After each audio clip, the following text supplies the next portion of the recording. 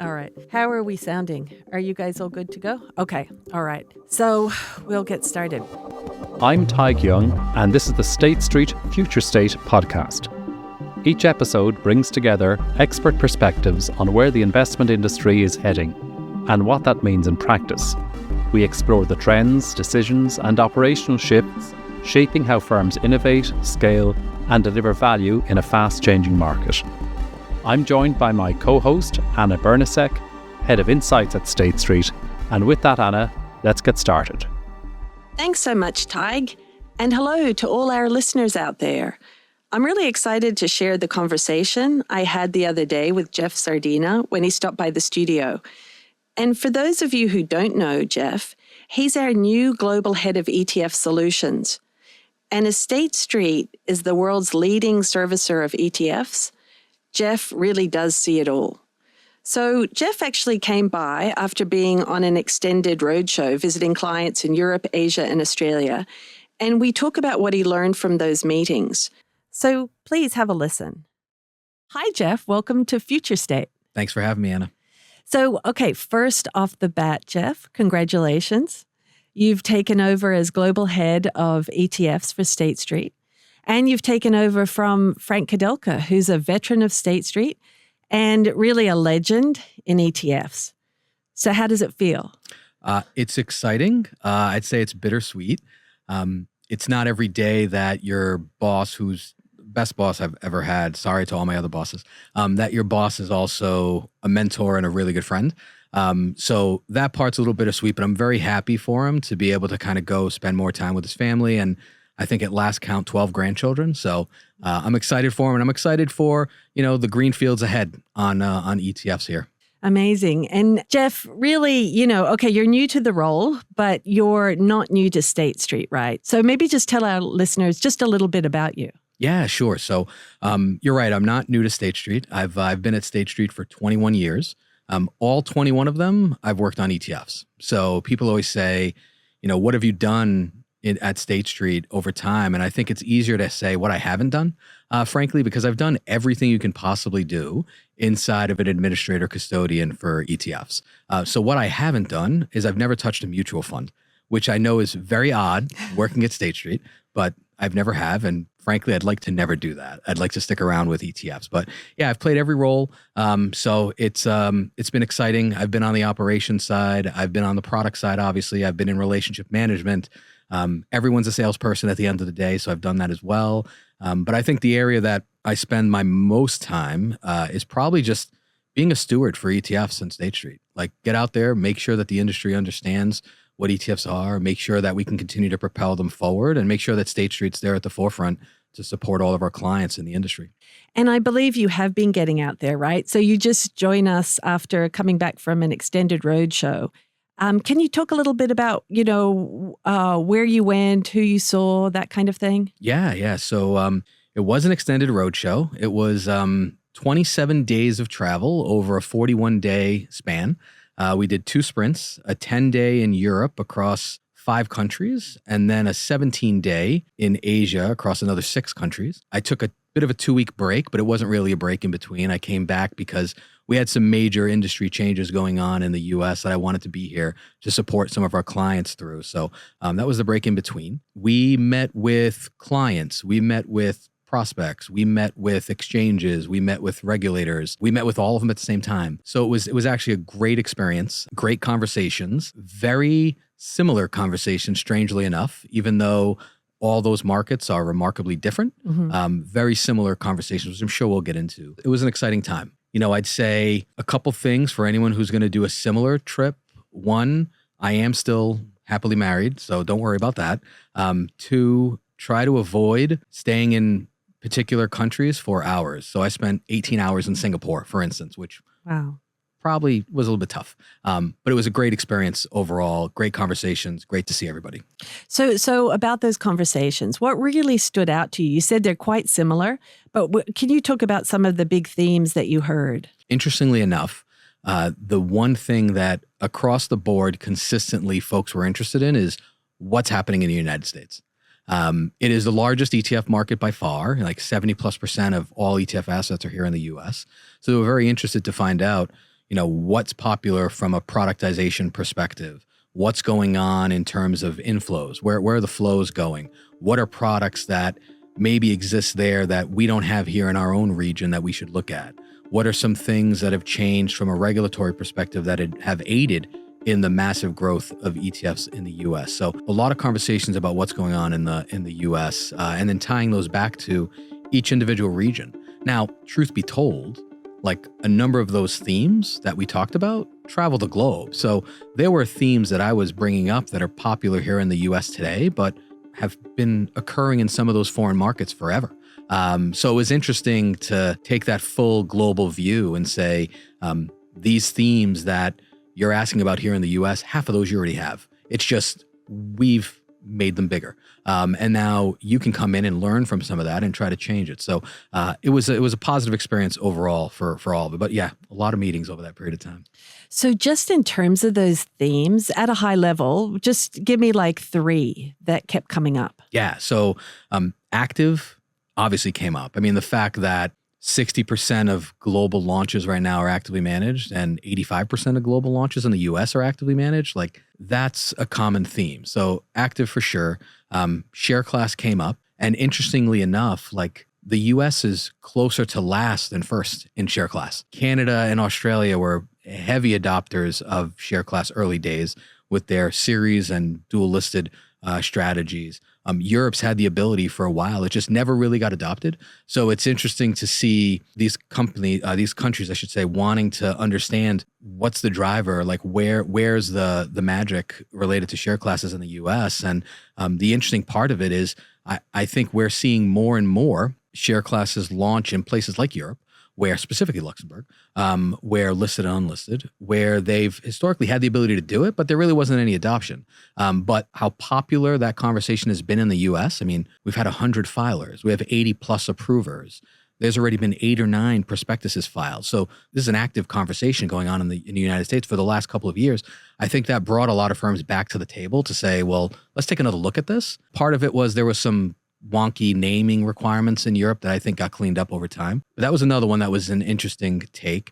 And then the last, if I had to just pick 3, the last one that I thought was super interesting was, and this is going to sound odd for some of the ETF listening audience, but discussing 351 exchanges with some of these other market participants. Now, the reason it's going to sound odd is because the 351 in a 351 exchange is an IRS rule. So it's very US centric. The 351 exchange from the perspective of the rules in the US is irrelevant to every other marketplace.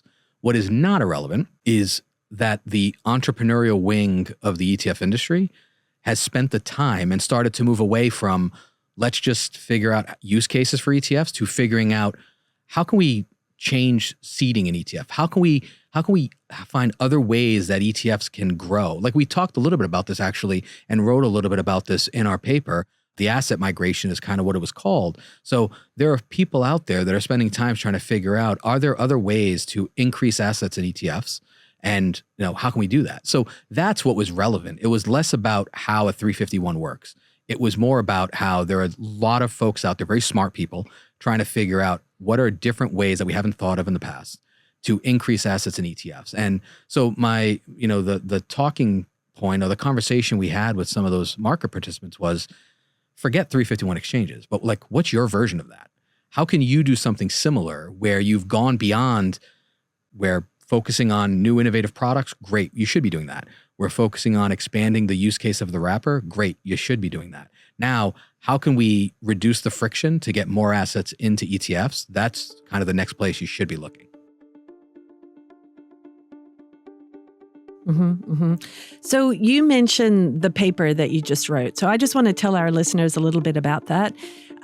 So Jeff and his team each year publish an ETF outlook. And if you haven't seen that, it's on statestreet.com. You can go to the Insights section, and under ETFs, you'll find it. And this year's Outlook report for 2026 is from wrapper to backbone. So there's a lot to talk about with Jeff. He's so knowledgeable. There's so many details. And so if you want to go to that report, you're going to find a lot more. So please go to statestreet.com and take a look of that.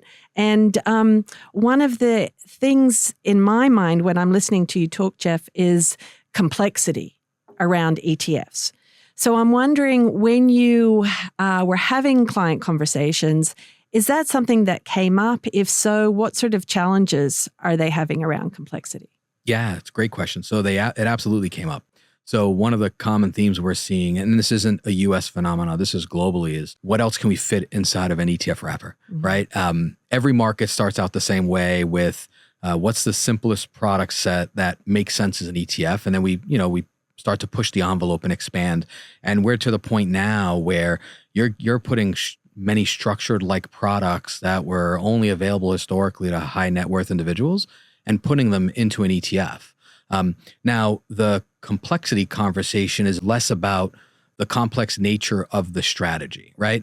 State Street's been servicing products and servicing these underlying complex assets forever. That's not the trick here. The focus on the complexity is more, you have someone who's a specialist in this type of asset class, but what they're not a specialist in is managing that asset class in a wrapper that is accessible, liquid, transparent, open-ended. There's no gating in ETFs. So like that's where the conversation has to come. It's less about how do you manage this particular asset class. It's more, how do you manage it in an ETF, where like in a traditional 40 Act product, we can gate, it's non-transparent, like liquidity rules exist for all, but we'll carry more cash to support that. Here, you don't have that luxury within ETFs. You can't gate them. You can't just stop trading them.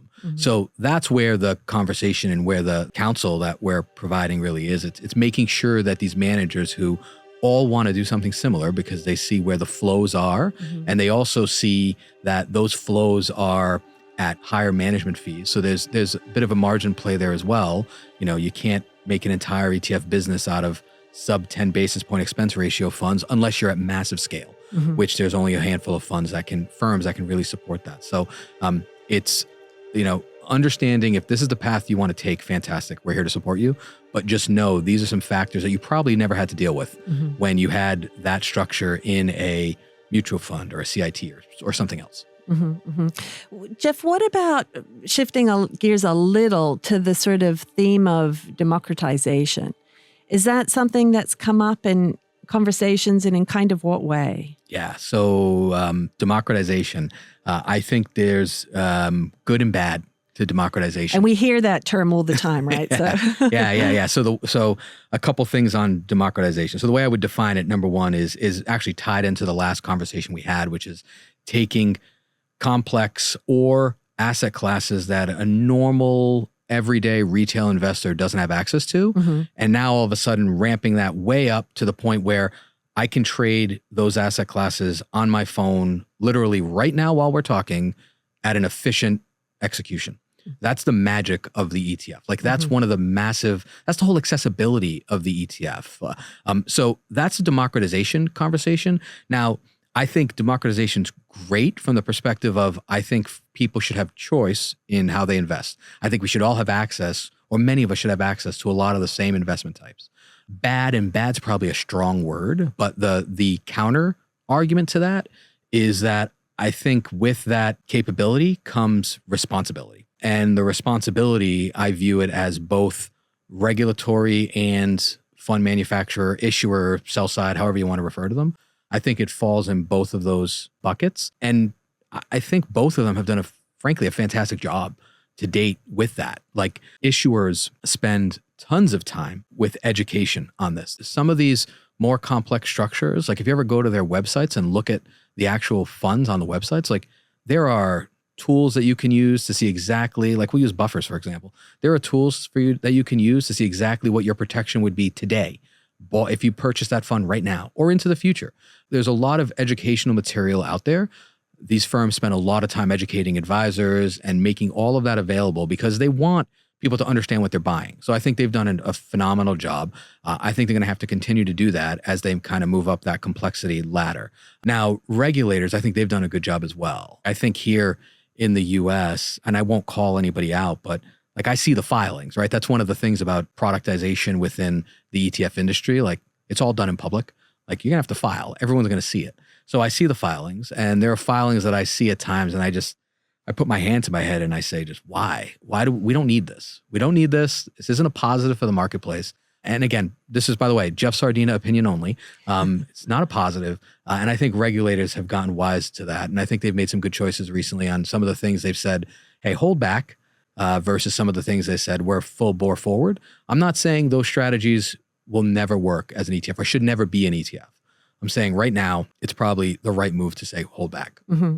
Okay, so let's pick up on your mentioning of regulators, right? Because the whole area of regulation has been a big enabler, right, for ETF growth, especially, well, in the US, but around the world.